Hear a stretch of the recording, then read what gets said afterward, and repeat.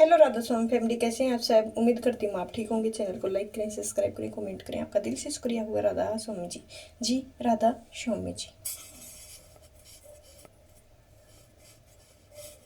लगी रहिए। कुछ लोग प्रसन्न होते हैं और नाम को लेकर ही अपने यह नाम दिया है, तो लेकिन फलाने का नाम भी यह अर्थ है। एक गुरु ने यह नाम दिया है, नाम का क्या अर्थ है उन सभी को निवेदन करना चाहिए। और भाई सुनो, जब आप किसी को एक रास्ते पर चलते हो तो उसी रास्ते पर चलो, लेकिन पहले दृढ़ निश्चय कर लो, हाँ मुझे इस रास्ते पर चलना है। यदि संसार में आप ढूंढते रहोगे यही रास्ता कौन सा है, तो आपको कभी रास्ता मिलेगा ही नहीं। क्यों नहीं मिलेगा? क्योंकि आप सही रास्ते को जानते ही नहीं हो। जब आप नहीं जानते हो तो कौन बताएगा रास्ता आपको? क्या संसार में कोई बोलता है मैं गलत हूँ, रास्ते पर चलूंगा? इस संसार में कोई बोलता है कि मैं सही हूँ, नाम दूंगा या गलत नाम दूंगा? कोई अपने आप गलत नहीं बोलता है। केवल बात यही है कि अनुभव राम नाम से अनुभव किया गया, किसी को ओम नाम से अनुभव किया, किसी ने सोहम का अनुभव किया। बात उनके अनुभव की है, उन्होंने नाम के अनुभव से किया है। अब बात है आपके अनुभव की, क्योंकि आपका जो अनुभव है वही आपको पार लगाएगा, दूसरे को अनुभव नहीं। राम राम कहने वाली सबरी भी पार हुई और कृष्ण ने पार हुई, और ओम जाप करने वाले जो विश्वामित्र थे वे भी पार हुए। इतना ही नहीं, जो सिद्ध साधक ऋषि मुनि नहीं बने, जो गृहस्थी में रहे, वह भी पार हुए। राजा जनक भी पार हुए, तो आप किसके पीछे भाग रहे हो? एक गुरु धारण करो। मैंने बार बार कहा है कि गुरु के घर पर ज्यादा नहीं रुकना, गुरु का आश्रम ज्यादा नहीं रुकना, क्योंकि आपके लिए आश्रम लेकिन उनका घर है। किसी मंदिर से ज्यादा नहीं रुकना, क्योंकि वह आपके लिए मंदिर है, लेकिन पुजारी वह घर है जो आपके अपने घर में होते हैं, अपने तरीके से बैठते हैं। लेकिन जब हम होते हैं तो दिखावा अधिक करते हैं, तो अपने सद्गुणों को अपने प्रकट करते हुए हम अपने घर में होते हैं। बाहर सद्गुण हमारे दुर्गुण, यह सब कुछ हम प्रकट करते हैं, क्रोध भी करते हैं, निंदा भी की जाती है। जो वास्तव में सच्चा है वह कोई बिरला ही होगा।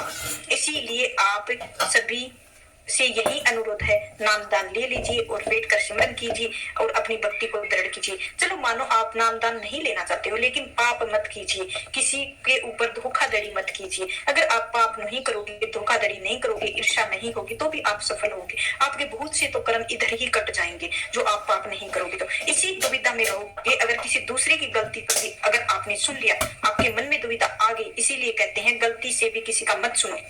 मैंने बहुत जगह यह चीज देखी है। हालांकि इस चीज के मैं कहती हूँ कि भाई ज्ञान जहां से मिले ग्रहण कर लो, अच्छी बात है, जहां भी मिले ग्रहण कर लो, लेकिन उसके भाव में ग्रहण किया करो, शब्दों को नहीं। लोग पकड़ते हैं कि शब्दों उनके भाव नहीं, उन शब्दों को बजाते रहोगे, उन शब्दों को पूछते कि उनका क्या अर्थ हुआ, अर्थ उसका क्या हुआ है। अरे भाई, जहां यह सारे शब्द सुने हैं वही प्रश्न करने चाहिए। इसका भाव हुआ है कि कौन, क्योंकि कौन व्यक्ति किस भाव से कह रहा है और वही बता सकता है, दूसरा व्यक्ति कैसे बता सकता है। लोगों ने पीके मूवी देखी है और कुछ उम्मीदें करते हैं, जिसमें आमिर खान क्या कहता है कि यहाँ पर लोग जब बोलते हैं तो बोलते साथ हैं, उनके शब्द भाव के साथ बोलते हैं, देखना पड़ता है, नहीं तो अर्थ बदल जाता है। तो एक बोलता अच्छा है और दूसरा बोलता है अच्छा, तीसरा बोलता अच्छा सीखा दिया है, तो भाव हिसाब से अर्थ बदलता है। तो शब्द भाव कौन बताएगा आपको? सामने वाला किस भाव से बोला है वही बतलाएगा। और आपको सुना है, इसीलिए भगत जी ने मेरी निवेदना है कि आपसे भ्रम जाल मत पड़ो। अगर दुनिया में पड़ गए तो साहिब ने स्पष्ट कहा है, दुविधा में हो गए हैं, माया मिली ना राम में, ना राम मिलेगा ना माया मिलेगी, क्योंकि सारी उम्र केवल इस चीज के पीछे भागते रहोगे और वास्तव में सत्य कौन बोल रहा है, आप दूसरे की सच्चाई को परखते रह जाओगे, स्वयं की सच्चाई को परख नहीं पाओगे। जब स्वयं की सच्चाई ना परख जाए तो जीवन का क्या लाभ? सारी उम्र निकल जाएगी और परिवार को छोड़ छाड़ के, सबको छोड़ के एक दिन सत्य को परखने के लिए किसी के दूसरे की उम्र खत्म हो गई और व्यक्ति को पछताना हुआ, मैंने क्या किया। शायद मैं एक मार्ग पर चलता तो शायद मेरी मंजिल तक मैं पहुंच पाता, लेकिन कोई भी व्यक्ति इस प्रकार के नहीं पहुंच सकता है अपनी मंजिल पर। अब तक उसके मन में दुविधा और दुविधा निकाल दो। सभी से नम्र निवेदन है कि यदि सत्संग सुन रहे हो, अगर सुन रहे हो तो बाकी जगह आपके जो भी कुछ सुना है उस सब चीजों में दिमाग से बिल्कुल निकाल दो, क्योंकि समझ लीजिए आपको कुछ भी नहीं पता है, बोला जाता है चीज अनुभव की जाती है। अगर कोई आपको शंका आती है तो स्वयं को तर्क करो, न मेरी सुनो न और किसी की, सभी की नहीं सुननी है, अपने मन की तरफ को सुनो कि क्या सही है और क्या गलत है। हम उधर से भी सुनेंगे, इधर से भी सुनेंगे। अगर समझ में नहीं आ रहा है तो अपने मन को छानो, अपने मन को तर्क करो, अपने मन को समझो, उससे ही आपको पता लग जाएगा। क्योंकि जब स्वयं तक तर्क करोगे तो उत्तर जरूर मिलेगा, लेकिन यह दूसरे सुविधाएं ही मिलेंगी। इसीलिए भगत जी आप सभी से हाथ जोड़कर निवेदन है कि नाम सिमरन जरूर करें, आपको अच्छा लगेगा और नाम सिमरन करो। परमात्मा के अगर यह गधा ही बोलेगा लेकिन भाव उसका क्या है, वह आवाज देगा, आपको उसी रूप में दर्शन भी देगा। लेकिन दर्शन से मुक्ति नहीं होती है, यह चीज याद रखिए, क्योंकि दर्शन अलग चीज हो गई है। और दर्शन अर्थात क्या है कि नाम रूप धर वह मालिक दीदार देता है। नाम के रूप धर्म में ही मुक्ति कब होती है, जब हम नाम रूपी को त्याग लेते हैं। या एक बार किसी ने पूछा कि भगवान बताइए कि परमात्मा सुगुण है या निर्गुण है, तो साहिब बोलते हैं परमात्मा सुगुण है या निर्गुण है, या तुम्हारी श्रद्धा निर्भर करती है। यदि तुम स्वयं को साकार मानते हो और उसका स्वयं का गुण मानते हो तो मालिक सुगुण है, साकार है। यदि तुम निर्गुण निराकार मानते हो तो आत्मा मानते हो तो मालिक का निर्गुण है, निराकार है। अब एक गुण निर्गुण और नकारात्मक से मिलने और का तरीका क्या है। अब मालिक से मिलने देखो दो तरीके होते हैं, वह मालिक के ऊपर होते हैं कि उसका किस स्थान पर, नीचे या ऊपर, उसके अज्ञानी हो या आपको ज्ञान की सीढ़ी पर चढ़ना है। और सीढ़ी को दो पाए होते हैं, एक पाया एक बाया और एक दाया। दोनों पाए क्या होते हैं, यह दोनों ही नाम रूपी है।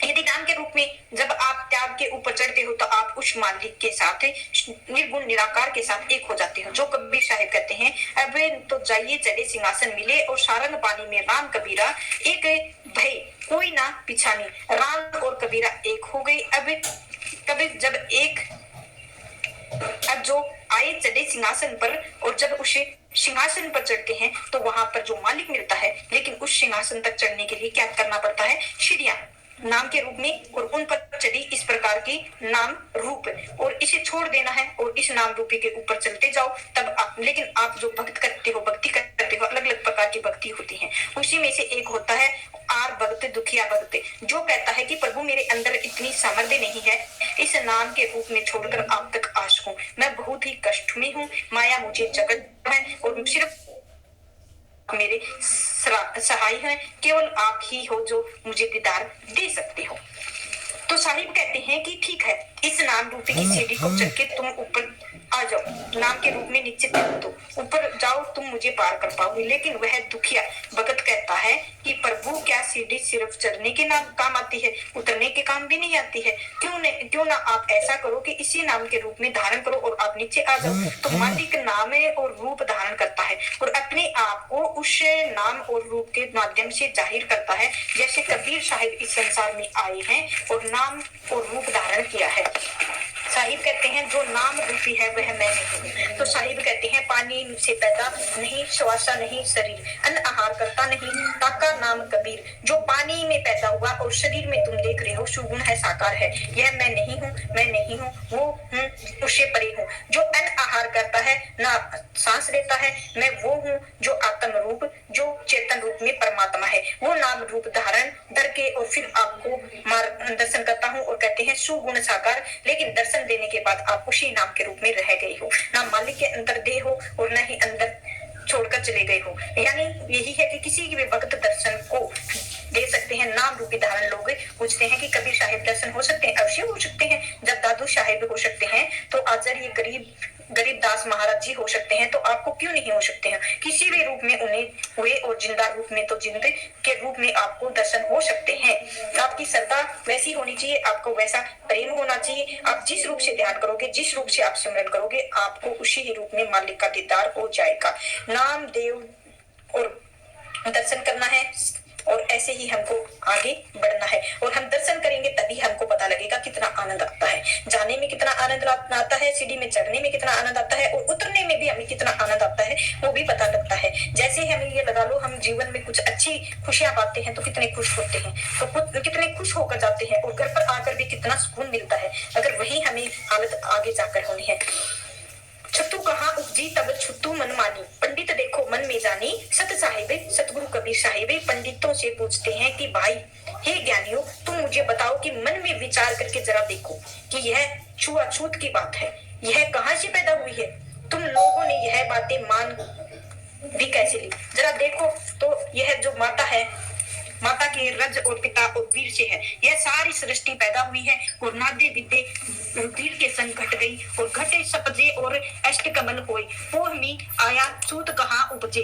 अर्थात जरा बताओ कि नाद अर्थात शब्द कैसे पैदा हुआ है। प्राण वायु तो साहिब कहते हैं, देखो माता के रज पिता के वीर्य एवं प्राण वायु से लेकर और माता के पेट में जो शरीर बनता है वहीं पर पकता है और तब वही माता को उद्धार से और प्रहनी अर्थात पृथ्वी पर माता का गर्भ फिर पृथ्वी पर आता है। तो जीवन धारण करने का काम जो है वह पूरा होता है। लेकिन यह जितना भी काम है यह पूरा गंदा ही है, क्योंकि यह क्या है, यह तो वीर्य है, रज है, प्राण वायु है, धरती है। अगर इतना ही गंदा है तो फिर छुआछूत बात क्यों आ गई? छुआछूत की बात कैसे करते हो? यह कहाँ पर उत्पन्न हुई है? तो लग 84 नाना बहु वासना शो शब शर्भ है बाटी माटी और एक पाट सकल बिठाए छूत लेते लोग छोका की छूत जीवत छूत की अचवने छूत ही जगत उपाय कहे कबीर छूत विवर्जित जाके संग न माया। साहिब कहते हैं कि लाखों करोड़ों असंख्य शरीर में गलकर या मरकर इस मिट्टी में तो मिल जाती हैं, इसी ही पृथ्वी के रूप में पालते पर सभी बैठे हुए हैं। अर्थात प्रकृति ने सबको बिठाया है तो सबको ही अशुद्ध मानकर अछूत बना दिया है। जिस प्रकार से एक कुम्हार वो मटके को बनाता है, घड़े को बनाता है, सुराही बनाता है, कुल्हाड़ बनाता है और फिर बनाते हुए एक मिट्टी से जब भी सभी एक मिट्टी के बनते हैं और बनाने वाला कुम्हार एक ही है, उसके मथने वाला एक ही है, मिट्टी को रंगने वाला एक ही है और एक ही चाक पर बनते हैं। बताओ मिट्टी में फर्क कैसा है? इसी प्रकार अब हर एक जीव में उत्पत्ति अगर एक ही प्रकार से हुई है, सभी मनुष्य में एक ही प्रकार से उत्पन्न जन्म होता है, एक ही प्रकार से मरण होता है, तो बताओ फिर अछूत कौन हो गया है? हम कहते हैं कि यह छोटी सी जाति है, यह ऊंची जाति है, यह छुआछूत है, यह सब कुछ व्यर्थ है। अगर विचार किया जाए तो अगर सोचा जाए तो भोजन पानी यदि सब कुछ छूत है, क्योंकि छूत ही तो है, सब उत्पत्ति हुई है। एक बार के लिए सोचो, भोजन कहाँ से आता है? मिट्टी से आता है। पानी कहाँ से बहता है? मिट्टी में ही। सभी जगह इस धरती में तो सब लोग रहते हैं। आप कहते हैं कि ब्राह्मण है, यह वह मस्तिष्क है, पैदा हुए हैं, माथे के ब्राह्मण हुए हैं, भुजाओं के अक्षत्रिय हुए हैं, गंगा से वैसे चरणों से शूद्र पैदा हुआ है। अगर परम पुरुष इस प्रकार शुद्ध चरणों में अगर शुद्ध पैदा हुए हैं तो चरण पृथ्वी पर ही है, उसी ही पृथ्वी पर तुम चल रहे हो। बताओ फिर क्या तुम भी शुद्र नहीं हो? कहां से छूछात की बात लेकर तुम आते हो? कबीर साहिब कहते हैं जो माया रहित, जो मन के विकारों से मुक्त है, वही केवल छूत से बचा हुआ है। परंतु ऐसा कोई नहीं है, तब ना सभी माया में फंसे हुए हैं, सभी तो मन के विकारों में फंसे हुए, चाहे ब्राह्मण हो, चाहे शूद्र हो, चाहे वैश्य हो, चाहे अक्षत्रिय हो, सभी माया में फंसे हुए हैं, अपने मन विकारों में फंसे हुए हैं। बताओ छूत की बात कहाँ से आई है? लेकिन संसार में जो लोग हैं, संसार के लोग क्या कहते हैं? थोड़ा सा ज्ञान मिल जाता है, उसी में अपने आप को श्रेष्ठ समझ लेते हैं, दूसरे को नीचा समझा देते हैं। छूत यहाँ से आई और तुम स्वयं को श्रेष्ठ समझते हो, दूसरे को निमन समझते हो। छूत यहाँ से आई, लेकिन जरा सोचो, क्या एक किसान जो कार्य करता है वह ब्राह्मण कर सकता है? नहीं कर सकता। जो काम सफाई वाला कर सकता है वह एक अक्षत्रिय कर सकता है? नहीं कर सकता। जो हर एक अपनेपन का चित्तन का निपूर्ण है, जो इसीलिए इसे छूत से दूर करो। यदि एक चप्पल बनाने वाला है, जूतियां बनाने वाला है, अगर तुम जूतियां नहीं बनाओगे तो तुम पहनोगे क्या? तुम्हारे पैरों में कंकर कांटे कैसे ही लगेंगे। तो इसीलिए प्रत्येक व्यक्ति का सम्मान करो, ना कोई बड़ा है ना कोई छोटा है। परमात्मा ने भेद किया है, परमात्मा ने सभी को एक जमीन पर रख दिया है, हवा पानी सबको एक दी है, आसमान भी सबको दी है, धरती भी दी है, भेद नहीं किया है। भेद करने वाला कौन है? इसके थोथे ज्ञान लेकर तुम घूम रहे हो, थोथे ज्ञान से नहीं होगा। इससे भेद है कि तुम अपने जीवन को अच्छे से जानो, पहचानो। अपने जीवन को जानोगे तभी पता लगेगा। जो मालिक ने दिया है सबको एक दिया है। लोग जो हैं थोड़े से ज्ञान को लेकर उछलना शुरू कर देते हैं। एक बार की बात है कि 3 आदमी एक के केवट के पास गए, बोले कि हम नाव में घूमेंगे। केवट ने कहा कि ठीक है, पधारी। नाव में बिठाई और पढ़े लिखे लोग थे। केवट से बोले क्या तुम्हें अंग्रेजी आती है? वह बोला नहीं बाबू, हमें तो नहीं पता ये कौन सी मछली का नाम है। बोले भाई यह मछली नहीं है, एक भाषा है, तुम्हें इंग्लिश नहीं आती है? तो दूसरा बोला अरे पुराना आदमी है, संस्कृत आती होगी। बोले अरे नहीं, मैं तो संस्कृत भी नहीं जानता हूँ। तीसरा बोला अरे हिंदी आती होगी और पुराना होगा, ये जानता होगा कि नहीं? वह बोला नहीं बाबू, हमें तो पढ़ना लिखना नहीं आता है, हम केवल अपनी नाव चलाते हैं, इतना ही हमें आता है। तो उन्होंने कहा कि भाई तेरी 3/4 जो जिंदगी है वह बेकार हो गई है। जो 4 आने थे वो 4 आने की जिंदगी बची है 16 आने के रुपया होता है। कहते हैं कि तुम्हारे तो जो है 3/4 हो गई है, तुम्हारी 12 आने जिंदगी तुम्हारी बेकार हो गई है, यह 4 आने की तुम्हारी जिंदगी जो जी रही हो यह कोई जिंदगी नहीं है। तो उसने कहा कि क्या करें, गुजारा करना है, हम कर रहे हैं। नाव पहुंची नदी के बीच और नदी के बीच में पहुंची, तूफान आ गया, नाव लगी डगमगाने। अब बोला बाबूजी आपको सब कुछ पता है, अंग्रेजी में पता है, हिंदी में, संस्कृत में। बोले हाँ। बोला कि देखो नाव डगमगा रही है, अब यह बताओ कि कुछ पता है लेकिन क्या तैरना आता है? बोले नहीं। उसने कहा हमें तैरना तो नहीं आता है। केवट बोला कि हमारी तो 12 आने की जिंदगी खराब हो गई है, तो आपकी तो 16 आने की जिंदगी बेकार हो जाएगी। शास्त्र जान लिए कि वास्तव में जानना होगा और जाना नहीं। इसी भवसागर में पड़े रह गई। भवसागर से बचने के तैरने आना चाहिए और वह तैरना अपने अनुभव से, ज्ञान से आता है। लेकिन यदि सिर्फ शास्त्र पढ़े हैं, अनुभव ज्ञान नहीं है, प्राप्त नहीं है, तो बताइए क्या लाभ है इस शास्त्र का और क्या लाभ है अनुभव का? और जब व्यक्ति अनुभव ज्ञान हो जाता है तो वह शास्त्र उसके मत्थे पर मिथ्या हो जाते हैं। लेकिन यह शास्त्र पढ़कर यदि व्यक्ति को ज्ञान नहीं होता है तो वह शास्त्र बेकार होते हैं। कभी शायर कहता है कि जानिए ना जानिए सब जाने क्या होए, एक से सब कुछ होते सब से एक ना होए। जो एक जानने की वस्तु थी उसी ही नहीं जानी तुमने, बाकी तो सब जान लिया है। क्या लाभ है जानने का? जानने को नहीं है और जानने को उसी की तुमने पोटली बांधे घूम रहे हो, सर पर उसका बोझ लाद रहे हो, घूम रहे हो। मन में अपने वेदों को जानते हो, इतने पुराण जानते हो, इतने शास्त्र जानते हो, लेकिन जिस एक मालिक ने अपने आत्म तत्व को जानना था उसे नहीं जाना। फिर क्या लाभ है? फिर तुम्हारा सारा ज्ञान व्यर्थ हो जाएगा। जिस प्रकार उन तीर्थों को नाव पर बैठे थे उन तीनों लोगों ने तीनों भाषाएं आती थी लेकिन तैरना नहीं आता था, तो इस ज्ञान को आप तैरा कर पार कर दोगे। ज्ञान नहीं पार नहीं कराता है, केवल अनुभव ही पार कराता है। तो साहिब कहते हैं कबीर बिजक में शब्द 42 के पंडित शोध कहो समझाई आपते आवागमन न साई पंडित। अगर तुम देना है तो आध्यात्मिक और वास्तविक का ज्ञान दो। पहले तो मोक्ष विषय को शोध करो और तभी जीवन मरण के बंधन से मुक्त हो जाओगे। आध्यात्मिक वास्तविकता को ही जानना नहीं है। तुम ज्ञान देते हो, लोगों के वेदों को पढ़ाते हो, मंत्रों को सरलता से आप बताकर चले जाते हो। तुम पुराण को भी बताते हो, कथाएं भी बताते हो। भगवान की कथा करता है कोई किसी की, तो कोई किसी चीज की कथा करता है, लेकिन उसके पीछे तो गहरा भाव छुपा होता है। भाव को तो तुम समझ नहीं पाते हो। पहले स्वयं को तो मोक्ष के विषय में शोध कर लो, तो स्वयं को जान लो, तभी तो जन्म मरण के बंधन से आप लोगों का मुक्ति हो सकेगी। केवल स्वयं से ही मुक्ति होकर देख लो। तो भाई अर्थ धर्म और काम मोक्ष कहो, कौन दिशा बचे भाई? हे भाई धर्म अर्थ धर्म काम मोक्ष जरा बताओ, यह कौन सी दिशा में रहते हैं? पूर्व में रहते हैं या पश्चिम में या उत्तर या दक्षिण में, पाताल में या मध्य में या पृथ्वी में? कहाँ पर दुख हो जाए? यह अर्थ धर्म काम मोक्ष कहाँ रहते हैं जरा बताओ हमें। तुम कहते हो कि सारा संसार भरालीन है, उत्तर में दक्षिण या पूर्व में पश्चिम या पाताल में माही। बिना गोपाल ठोर नहीं कतुई नरक जात दो का। साहिब कहते हैं कि तुम कहते हो कि सारा संसार भरा में लीन है, तो तुमसे पूछता हूँ मैं, फिर वह नरक कहाँ है? अगर बरहा में लीन है सारा संसार, तो वह नरक किस में लीन है? क्योंकि तुम तो कहते हो कि अमुक मत वाले नरक में जाओगे, फलाने वाले नरक में, स्वर्ग में जाएंगे। यदि वह जगह ही वही बरहा में व्याप्त है, नरक कहाँ पर है फिर?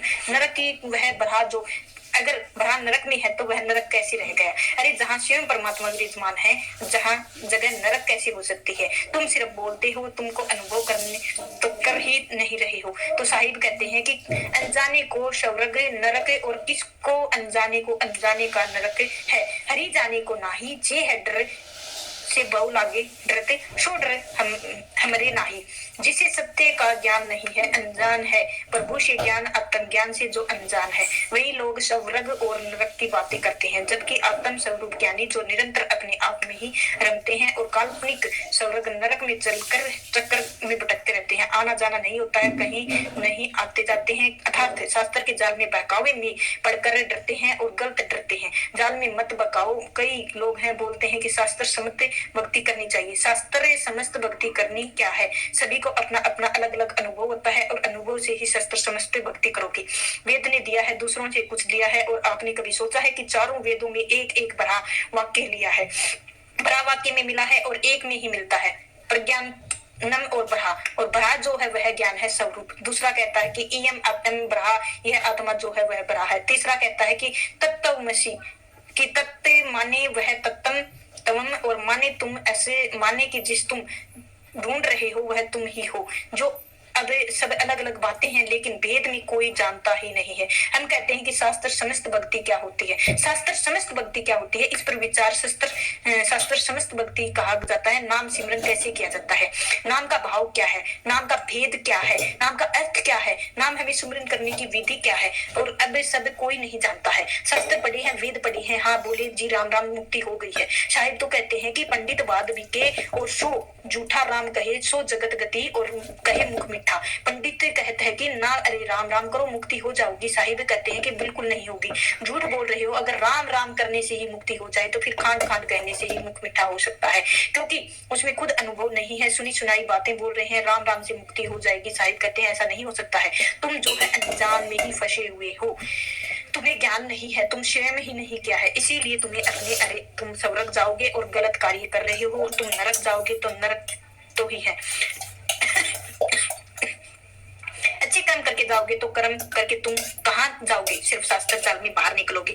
इससे डरना गलत है। और सतगुरु कबीर साहिब कहते हैं कि हमें इसके पाप पुण्य में कोई डर नहीं है, ना ही हमें इसके शास्त्रों में और इसके बारे में कुछ पूछना है, क्योंकि अच्छा और बुरा सब अपनी अंतर आत्मा स्वयं बतलाती रहती है। जब तक चोर चोरी करने जाता है तो उसकी आत्मा बताती है तो नहीं यह तो गलत है, लेकिन फिर भी अपने अंतर आत्मा की आवाज को अनसुना कर देता है। तो आप बहुत से ऐसे काम करते होंगे जो आपके मन में तुरंत आता है, नहीं नहीं यह काम करूं या नहीं करूं, यह गलत है तो नहीं है। आप चोरी छुपे कोई काम करते हो तो कुछ भी आप चोरी छुपे करते हो तो गलत है, आपके अंतर आत्मा को जब जोड़ती है यह मत करो। लेकिन फिर भी मनुष्य अंतरात्मा आपकी आवाज मान लेता है और समझ में आता है कि गलत है, पीछे हट जाना है, गलत कार्य से करने से जरूर जरूर बचे। लेकिन यदि वह नहीं हटता है तो उस काम को कर देता है तो वह फिर उससे गलती करी है, उसके कर्म फल भोगेगा। और साहिब कहते कि अनजाने में स्वर्ग नरक और हरि जाने नाही, जे है डर और भव अब लोग डरते सो डर नहरे नाही, पाप पुण्य की शंका नाही, स्वर्ग नरक नहीं जाई, कहे कभी सुनो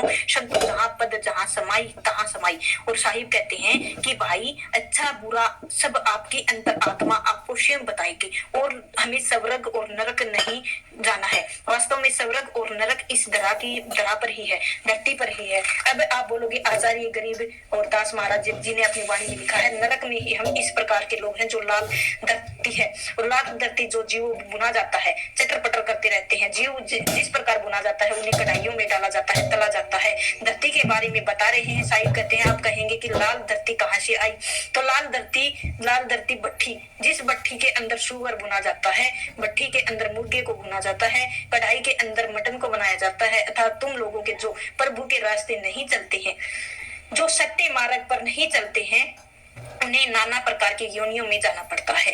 वही नाना प्रकार की योनियों में जाकर आज भी तुम हिंसा कर रहे हो, तुम्हें खुद को इस हिंसा के शिकार होना होगा। तुम मारे जाओगे और सभी भूने जाओगे और तले जाओगे और अंदर जलाए जाओगे। साहिब कहते क्या अर्थ है, तो साहिब इसीलिए कहते हैं कि संतों जैसे हर वस्तु अपने आश्चर्य स्थल में लीन होती है, हर एक वस्तु को जहाँ रहने की है वहां लीन होती है, वैसे ही हर एक व्यक्ति को अपने आश्चर्य स्थल में रहना चाहिए। जीव का आश्चर्य स्थल क्या है, इस शरीर के अंदर अपनी अंतर आत्मा अपना जो चेतन स्वरूप, उस चेतन स्वरूप में रहना है। जैसे वायु में वायु रूप में रहती है, चाहे वह मैली हो जाए चाहे वह धुली हो, खुशबू हो जाए या बदबू, लेकिन वायु में ही वायु रहती है, अपना स्वरूप नहीं बदलती है। जल में जल रहता है, चाहे वह मैला हो चाहे उजाला हो, स्वरूप नहीं बदलता है, जल ही रहता है, चाहे मैला हो चाहे आप पानी में आग डाल दे। स्वच्छ जल गर्म और ठंडे हो चाहे जल हो, वह शीतलता कभी छोड़ता है कभी गर्माहट। तो उसी प्रकार बताया है कि चेतन स्वरूप है, आप अपनी उसी चेतना के स्वरूप में रहो, उसी में लीन रहो, चाहे वह संसार की वासनाएं हो, कामनाएं हो, तृष्णाएं हो, आप इतने घेरे में लेकिन इस प्रकार से रहिए, दलदल से कमल रहता है, कितनी भी कोशिश कर ले, कितना भी कीचड़ ऊपर उठ जाए, लेकिन जो कमल है उसके ऊपर उठ जाता है और उसकी कीचड़ मेला नहीं कर पाता है। तो साहिब कहते हैं कि चाहे माया कितनी भी प्रबल क्यों ना हो, लेकिन आप चेतना रूप की माया को केवल आपकी दासी ही बनकर रह जाएगी। जिस प्रकार कीचड़ केवल कमल पोषण करते हो, काम ही करते हो, तभी कीचड़ मेला नहीं कर पाता है कमल को, लेकिन हाँ पोषण करता रहेगा। इसी प्रकार माया को पोषण करेगी, माया उसकी दासी रहेगी, माया आपको आपके लिए सब कुछ करेगी, लेकिन आपको कुछ मिला नहीं करेगी, क्योंकि माया संतों की दासी होती है, साहिबान होती है, और माया ही एक छाया एक सी बिरला जाने कोई भगत पीछे पड़े चमके आगे सोए भाई। जो माया है वह आपकी परछाई है, छाया है, एक जैसा स्वभाव है इन दोनों का है। जिस पर भी आप अपनी परछाई की तरफ दौड़ोगे, परछाई आपके आगे आगे दौड़ेगी। ठीक इसी प्रकार आप माया को प्राप्त करने के लिए माया के पीछे भागोगे, और यह माया आगे आगे भागेगी, आपको दौड़ाती रहेगी। यही अगर आप उल्टा कर दो, जैसे ही आप अपनी परछाई को उल्टा भागते हो, तो आपकी परछाई आपके साथ से नहीं छोड़ती है, आपके पीछे पीछे चलती रहती है। उसी प्रकार जब कोई व्यक्ति माया से विमुख होकर चलना शुरू कर देता है, तो यह माया उसकी दासी हो जाती है, उसके पीछे पीछे चलती है, वह हमेशा उसकी सेवा में तत्पर रहती है। इसीलिए आपने देखा होगा, परमात्मा की भक्ति में गया है, जो परमात्मा में लीन हो गया है, उसी ने किसी भी चीज की कमी नहीं रहती है। साहिब कहते हैं, कबीर मन निर्मल बहया जैसे गंगा नीर, पीछे पीछे हरी फिरे कहत कबीर। कबीर जिसका मन गंगा की तरह पवित्र है, जिसका मन निर्मल है हो गया है, वह पीछे पीछे स्वयं भगवान उसका नाम जपते जपते पीछे पीछे भागते हैं। यहाँ तो बात माया की है, माया तो दासी है, और प्रभु की वह भला एक संत की दासी है, क्यों नहीं होगी, क्यों पीछे पीछे नहीं भागेगी। तो साहिब कहते हैं कि आप अपने चेतन स्वरूप में लीन रहना, और इसका कोई नहीं है, कुछ भी नहीं बिगाड़ पाएगा। जीव निज और स्वरूप उसी स्थिति में जाना चाहिए, यही उसका मोक्ष है, और उसे अन्यतर नहीं आना है, नहीं आने की जरूरत है। जब आप अपने निज स्वरूप में उसमें स्थित हो जाओगे, तो तुम स्वयं ही यह महसूस होगा कि मुझे नहीं आना है, कहीं नहीं जाना है। वह प्रभु में वह कहीं बाहर नहीं है, और वह ढूंढना नहीं है, क्योंकि वह कभी खोया नहीं जाता है, और बस हम उसे भूल गए हैं। बस हमें याद करना है, अपने स्वरूप को भूल गए हैं। हम स्वयं को मानते हैं, अपने शरीर को, और हम स्वयं शरीर को मानते हैं, मन को, और स्वयं मानते हैं बुद्धि को, अहंकार को। लेकिन जैसे ही हम अपने निज स्वरूप में जान लेते हैं, तो हम सभी का भान दूर हो जाता है, सभी की निश्चयता हमें समझ आ जाती है। बस इतना ही करना है, स्वयं को भूलें और स्वयं को याद कर लीजिए। इसी स्वयं के अंदर उस वह मालिक है, जिसको आप अपनी शुद्ध में जान लेंगे। उस दिन आप आत्मा को जान लेंगे। जिस दिन इस शुद्ध से परे हो जाओगे, तो ना मैं रहूंगा, ना तू रहेगी, ना आत्मा रहेगी, ना परमात्मा, दोनों का मिलन हो जाएगा। दोनों ही एक हो जाते हैं। एक हो गए तो मैं रहता हूँ ना, और ना ही तू। अब तक दोनों ही के बीच में भेद है। तो पहले अपनी शुद्ध को जानिए। ओम शो अहम, अहम जो वो वही हम। तो पहले हमको जान लो, हमने स्वयं को अहम से जान लिया, फिर शो कहीं जान लो। पंडित लोग कहते हैं कि परमात्मा की सारी सृष्टि रची है, परमात्मा सब कुछ किया है, परमात्मा यह, परमात्मा वो है, हमें सब कुछ उसी ने बनाया है। हमें तो साहिब कहते हैं, अपने 43वें शब्द तुम्हें स्वयं को जानो। अपने समय उसके बाद फिर तुम अकेला सोचना। पहले अपने बारे में खुद से स्वयं शुरू करो। वही बड़ी विनम्रता है। और मनुष्य हमेशा दूसरे को जानना चाहता है, ईश्वर को जानना चाहता है, मनुष्य जानना चाहता है पड़ोसी क्या करता है, तो फलाना भगत क्या करता है, इस गुरु की क्या है, तो कैसा है गुरु, जान लू और जान सकूं। और हर चीज को जानना चाहता है मनुष्य, सिवाय अपने आप को जैसे ही जानता है, तो वह बाकी सबको जानना चाहता है। लेकिन साहिब क्या कहते हैं कि पंडित मिथ्या करहु विचारा न है, वहां सृष्टि और सृजनहारा। हे पंडित, तो तुम स्वार्थ के निरपेक्ष और मोक्ष के तत्व को कल्पना और करते हो, क्यों करते हो भाई? कोई सृष्टि है जब ना सृष्टि है ना रचयिता है, और मैं इस बात को कर रहा हूँ। और पंडित मिथ्या करो और विचार ना करो, और सृजनहारा स्थूल और अस्थूल पूर्ण नहीं पावक, और रवि सभी धर्म नीरा ज्योति स्वरूप काल नहीं जाओ वचन ना आह शरीरा, सृष्टि ना सृष्टि रचयिता था यही, नहीं वहां स्थूल और ना ही सूक्ष्म। पवन या पावक अर्थात अग्नि ना पावन, और ना ही आग, ना ही सूर्य, ना चंद्रमा, ना धरती, ना जल, और कुछ नहीं है। और छोड़िए, और ज्योति के स्वरूप तुम कहते हो निरंजन ज्योति स्वरूप नहीं, काल नहीं था, ना वचन था अर्थात शब्द नहीं था, शरीर नहीं था, धर्म नहीं था, ना कर्म थी, ना पूजा थी, ना मंत्र था, कुछ भी नहीं था। तो भाई अब बताओ, अब यह कहाँ से आ गई सारी सृष्टि? कर्म धर्म अब सब कुछ नहीं, अवा ना पूजा ना सम, सहित भाव नहीं, जावा सौदा एक ही दूजा। तो बताओ मुझे, यह अगर धारण है, ध्यान समाधि है, जो योग है, जो तत्व है, सब भी यही है, सेम भी नहीं है। तो तुम बताओ कि वह अकेला है, वह किसी दूसरे के साथ है, वह परमात्मा, जिस परमात्मा ने तुम ये बता रहे हो अकेला है, था या एक था, या वह दो थे? क्योंकि तुम यह कहते हो कि ना परमात्मा है, तुम अलग हो, उसने ही तुम्हें पैदा किया है। अगर उसने ही पैदा किया है तो चीज से पैदा हुआ है, क्योंकि एक बालक का जन्म होता है तो माता पिता दोनों होते हैं, यह दोनों मिलकर एक संतान की उत्पत्ति करते हैं। तो दो हैं, अगर यह दो उत्पन्न कर रहे हैं, तो तुम बताओ मुझे, फिर ईश्वर भी एक या दो हैं। कहाँ से हुआ है यह? गोरख राम एक को नहीं रू उहा। ना वहाँ वेद विचारा, हरि हरि ब्रह्मा नहीं शिव शक्ति। तीर्थ ऊ ना अचारा, माई बाप जिहवा ना ही सोदो दूजा। अकेला कहे कबीर अब बुझे सोई गुरु चेला। अब आप सभी के लिए यह प्रश्न है कि आप सभी आज ही इस सत्संग सुनने के बाद प्रश्न और विचारना और सोचना कि कबीर साहिब यह प्रश्न पूछा है उसका वास्तव में उत्तर क्या है। कबीर साहिब पूछ रहे हैं कि भाई गोरख और जो अवतारी राम है बोले कि यह सब समय नहीं थे तो उस समय वेद और उनके ज्ञान पद में तुम सारे संसार में बांट रहे हो। वेद भी नहीं था और वेद ऋषि मुनियों में लिखे थे, लेकिन अब सृष्टि नहीं थी। बताओ ऋषि मुनियों और वेद कहाँ से लिख दिए? अर्थात वेद भी नहीं थे और वेदों का विचार भी नहीं था। इतना ही नहीं, ब्रह्मा थे ना, विष्णु थे ना, शक्ति थी, कोई भी नहीं था। तो यही नहीं थे तो इनके नाम पर बनने वाले तीर्थ हैं, जो आचार विचार हैं, सब नहीं थे, क्योंकि यहाँ कोई गुंजाइश ही नहीं पैदा होती है। क्योंकि जिसके नाम पर तीर्थ है वही नहीं था, तो तीर्थ कहाँ से आए? तो माता ना थी, ना पिता थे, ना कोई गुरु था, ना शिष्य था, कोई भी नहीं था, तो दूसरा कौन हो सकता है? जरा सोचो। या वो अकेला ही है? अगर वह अकेला ही है तो उसने सारी सृष्टि को किससे उत्पन्न किया? तो कहाँ से उत्पन्न किया? क्योंकि जब कोई चीज बनाई जाती है तो एक नियम कारण होता है, एक उत्पादन कारण होता है। जिस प्रकार कुम्हार मटका बनाता है तो कुम्हार किससे बनाता है? एक उत्पादन कारण होता है, मिट्टी से, और उस मिट्टी से वह मटका बनता है, अर्थात मिट्टी उस कुम्हार से अलग है। और इस सारी सृष्टि को जब परमात्मा ने बनाया है तो इससे बनाया है। जरा किस चीज को सोचो। और यदि वह परमात्मा से अलग है तो क्या दो थे या पहले ही? अगर दो थे तो कौन थे?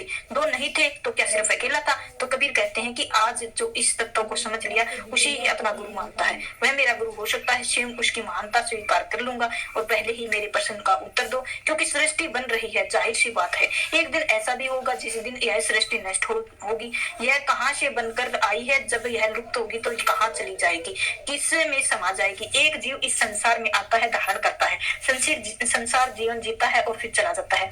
कहाँ आया कहाँ गया? यह मिट्टी का ढेर बनकर रह जाता है। मिट्टी का ढेर तो सिर्फ शरीर के अंदर है, जो उस शरीर को कहा जाता है। अगर कोई 100 किलो की लकड़ी का अगर लकड़ जलाया जाए तो जलने के बाद केवल हल्का सा मामूली सा राख बन जाता है, बाकी सारा वजन कहाँ गया? वैसे ही क्या है, उसमें जो तो कहा है वो सारा वजन कहाँ से आया और वह वजन कहाँ चला गया? जरा इसका भेद करो। जरा सोचो, सृष्टि की उत्पत्ति परमात्मा किससे करी है? क्या आया क्या गया है? कौन आया, कौन सृष्टि का निर्माण किया, किसके द्वारा निर्माण हो रहा है? कोई कहता है काल की सृष्टि रचना की है, कोई कहता है किसी चीज की यह सृष्टि बनी हुई है, कोई कहता है माया की बनाई हुई है, कोई कहता है माया के पास जीव थे। उन जीवों को जो परमात्मा के अंश थे, उन जीवों को जो जीवों में डाला गया है। सभी जीव कालों ने रचना करी है, लेकिन काल की रचना करी है तो इस शरीर की रचना कहाँ से करी है? मान लीजिए माया के इस पास परमात्मा का अंश था, उन्हें सोहम के जीव थे, लेकिन जीवों के उन शरीरों में गया और शरीर कहाँ पैदा हुआ? जो मिट्टी यहाँ यह शरीर है वह शरीर बन गया है। और इस चीज का भेद समझो। इस चीज को भेद नहीं समझोगे तो ज्ञान कहाँ से आएगा? केवल दूसरों के ही बताए हुए रास्ते पर चलोगे, दूसरों के अनुभव करोगे, केवल उन्हीं के कथनी पर रहोगे, स्वयं को अनुभव प्राप्त नहीं कर पाओगे।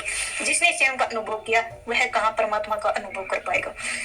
इसीलिए पहले स्वयं को जानो, सत्य को जानो, सत्य के ही जान जाओगे, उसके बाद तुम्हारे अंदर सभी प्रश्न मिट जाएंगे। फिर तुम किसी भी ईश्वर के बारे में ना पूछोगे और तुम किसी स्वर्ग या नरक के बारे में नहीं पूछोगे, क्योंकि फिर तुम सब जान पाओगे, स्वयं ही जान पाओगे। और क्योंकि फिर वह दृष्टि भाव से आ जाता है और फिर वह केवल एक ही सामान्य व्यक्ति की तरह अपने सामने की का नहीं दिखाता है, फिर वह त्रिकालदर्शी हो जाता है, वर्तमान भूत और भविष्य में देख सकता है। लेकिन पहले स्वयं को जानो। तुम स्वयं को नहीं जानोगे तो बात नहीं बनेगी। भगवान ऐसा है, ईश्वर ऐसा है, उसने सृष्टि ऐसे रचना की, कैसे करी? तो अगर कोई प्रश्न पूछ रहा है तो उसका जवाब नहीं दे पाओगे, वही घिसा पिटा रह जाएगा जवाब। और बाइबिल में जवाब देता है कि कुरान में परमात्मा के दिन सृष्टि रचना करी, 7वें दिन तख्ते और बिरजा। कैसे 7वें दिन कौन तख्ते पर जाकर बिरजा? और तख्ती लकड़ी बना हुआ था। यदि लकड़ी तख्ती बना हुआ था तो कहाँ आई? लकड़ी की धरती होनी चाहिए। और अगर वह धरती पर वृक्ष उनसे बने हैं तो इसका मतलब ईश्वर की सृष्टि रचना करी है। धरती पर जो तत्व थे उससे करी है, उसका मतलब है कि पृथ्वी के तत्व परमात्मा से अलग था। वह परमात्मा से पहले यह सृष्टि पूरी बनी हुई थी। यह सारी चीजें प्रश्न एक एक करके स्वयं से करो, क्योंकि जब तक स्वयं से नहीं पूछोगे तो तुम्हारे अंदर ललक उठेगी और जानने की, तब तक तुम केवल बाहरी लोगों से ऊपर ही निर्भर रहोगे। तुम्हें ना ज्ञान मिलेगा, न ज्ञान जानने के अंदर कोई जिज्ञासा होगी। जिज्ञासा ही नहीं होगी तो तुम्हारी रुचि नहीं होगी। और जानोगे कैसे? जिस प्रकार बालक नकल मारकर पास हो जाता है तो बात सही है। तो पास होता है बालक स्कूल में, नकल मारकर भी होता है, पढ़कर भी होता है। तो एक व्यक्ति जो 2 गुनी 4 पढ़ लेता है, वह दूसरा समझाता है कि 2 गुनी 4 होता है। क्यों? क्योंकि अगला प्रश्न यही है कि 8 तिया कितना होता है, तो उसी को पता है, क्योंकि 2 दूनी 4 का रट्टा लगा रखा है, समझ में आ गया, 2 दूनी 4 होता है। और 2 दूनी 4 क्यों होता है ये बता सकता है। और 8 तिया 24 का अनुभव कर लिया है, क्योंकि उसके सामने कोई प्रश्न रहेगा तो, लेकिन उसकी केवल दूसरी की बातों की सुनी हुई 22 दूनी 4 होता है। और पूछता है 6 तिया कितना होता है, तो 6 3 6 कितना होता है, तो 4 तिया कितना होता है, तो 8 4 8 कितना होता है, तो प्रश्न ही रहता है वह, क्योंकि जितना जाना है उसी का अनुभव कर पाएगा। वेद को जानना है, और शुरू में ही मास्टर जी ने सिखाया कि 2 दूनी 4 होता है। क्यों होता है? उसने इस वेद को नहीं जाना, इसके वेद को नहीं जाना, तो क्योंकि आत्मिक यह स्कूल की पढ़ाई नहीं, वह पहले का स्वयं को जानना होता है, तभी दूसरे को जान पाते हैं। तभी व्यक्ति के स्वयं को नहीं जानेंगे तो दूसरे को जानने की इच्छा पीछे पड़ा रहेगा, और वह केवल और केवल अज्ञानी बनकर रह जाएगा, और ढोल दिखावा करके अपना ढोल पीटता रहेगा। मुझे यह पता है, लेकिन उसका ज्ञान नहीं, केवल जानकारी नहीं। और इसीलिए स्वयं को जानिए और ज्ञानी बनिए, ना केवल जानकर बल्कि नाम सिमरन कीजिए, और भाव से प्रेम के साथ परमात्मा से लिखा कल्याण करे, और सबको खुश रखे। मेरे दिल से यही दुआ है। तो आज सत्संग इधर ही समाप्त होता है। आप वीडियो को लाइक शेयर सब्सक्राइब जरूर करें, आपका दिल से शुक्रिया होगा। राधा स्वामी जी। जी राधा स्वामी जी। जी राधा स्वामी जी। अगर आपको सत्संग पसंद आया हो तो कमेंट में राधा स्वामी जरूर लिखिए, आपका दिल से शुक्रिया होगा। राधा स्वामी जी। जी राधा स्वामी जी। सब स्वस्थ और खुश रहें, यही मेरी दुआ है।